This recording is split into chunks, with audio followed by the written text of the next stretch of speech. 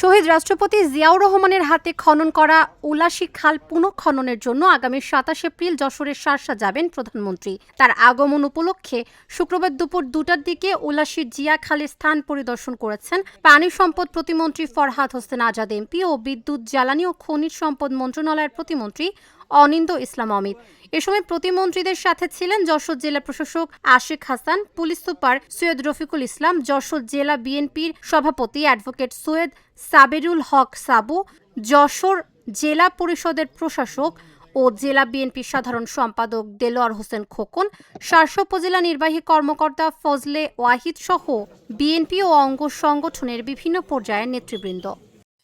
এই খালের কিন্তু খননের পরে এটা টোটালটা এটা কিন্তু যে উপকার, এটার যে কার্যকারিতা কিন্তু আপনাদের জনগণের সহযোগিতা ছাড়া, আপনাদের সমর্থন ছাড়া কিন্তু এটা কন্টিনিউ হবে না।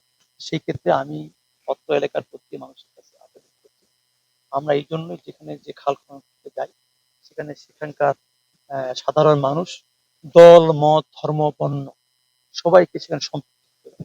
কারণ এই খালের খননের মধ্য দিয়ে কিন্তু কোনো ব্যক্তি বা কোনো দল উপকৃত হবে না। কাজেই টোটাল এখানকার জনগোষ্ঠী এখানে উপকৃত হবো। আমি আশা করব সেই ক্ষেত্রে আপনারা সবাই সহায়তা করবেন, যে সহায়তার মধ্য দিয়ে আমরা এখানের জন্য আমরা খালটি খনন করব, পুনঃখনন করব এবং পুনরুদ্ধার করে আমরা এইখানে আমাদের যে নদীর যে প্রবাহমান, তাই না, সেই প্রবাহমান যেন আমাদের চলমান থাকে এবং কখনোই কোনোদিন আর কেউ শক্তি দিয়ে দলীয় প্রভাব দিয়ে কেউ যেন এখানে ওই খালকে দখল করতে না পারে, সেই ক্ষেত্রে আমরা আপনাদের সহায়তা করব। ও মাননীয় প্রধানমন্ত্রী বারবার যে কথা বলছেন, এই সব ক্ষেত্রে উনি কোনো দল বুঝেন না, কোনো ব্যক্তি বুঝেন না, কোনো ধর্ম বুঝেন না। উনি সকল জনগোষ্ঠীকেই সম্পৃক্ত করতে চান এবং সকল জনগোষ্ঠীর জন্য কাজ